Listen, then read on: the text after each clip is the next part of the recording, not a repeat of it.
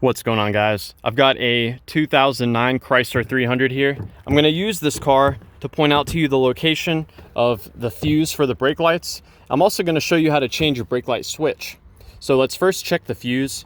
You're going to go ahead and pop the trunk. I like to check fuses first before I start changing parts. And on the passenger side, right by the battery, is where you'll find the cover for the fuse box. So you're going to remove this by just pushing in on this tab here, and this whole piece will hinge upward. Now with that piece removed, we can take a close look, and it's going to be this 10 amp fuse located right here. So that's the one for you to check. You just grab it with needle nose pliers and pull it out. This provides power to your brake light switch. So let's go and take a look at the switch, and I'll show you how to change it as well. The easiest way I found to access the switch is to remove this panel right here. You can find a Phillips screwdriver thing right there, a Phillips head screw right there. You'll want to pop out, and looking along the bottom, there's another Phillips right there that you may want to remove.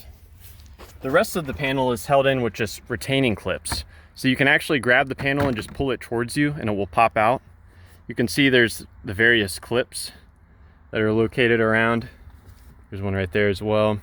And they just clip in onto these spaces here. Now peering in, this is your brake light switch. To remove it, you just grab it, rotate it counterclockwise, and pull it towards you. Now the way this works, when you're not hitting the brakes, this plunger is normally in. As you hit the brake pedal, the brake lever moves away from the switch and it allows the plunger to come out. When the plunger comes out, it will connect these two wires together, which will cause the brake lights to come on. This wire carries the power from the 10 amp fuse, and when you connect it to this green wire, this wire goes to the brake lights and it causes them to come on. These other 4 wires are for the computer. They're to tell the computer if you're hitting the brakes or not. The computer uses this information for things like the cruise control and whether or not to shift. And the way these wires are, when the brakes are not pressed, they're normally connected. These 2 wires are connected as well as these 2. When you hit the brakes, the plunger comes out and it breaks the connection between these 2 pairs of wires. Now, as far as disconnecting the wiring, on these Chryslers, a lot of them use this harness design. And what I suspect you're supposed to do is get the green piece to slide out through the top.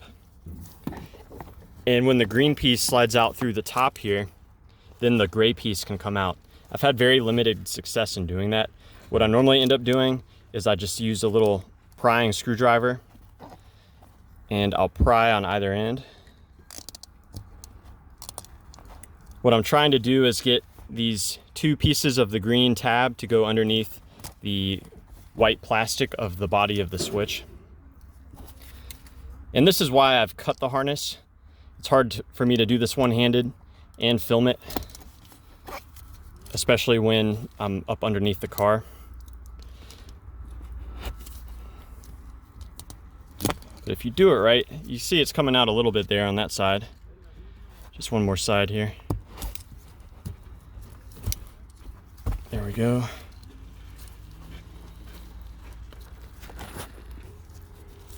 You can see it just slides out like that. A lot easier to do two-handed.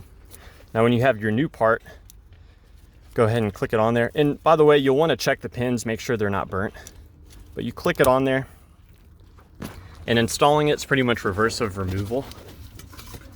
You'll want to push it in here sideways already, cock to the left a little bit, and then you rotate it to the right to lock it in place. So I'll show you that again. You push this in. It will take some pressure because of that plunger that is under spring pressure, and then you lock it in place. So yeah, that's about it.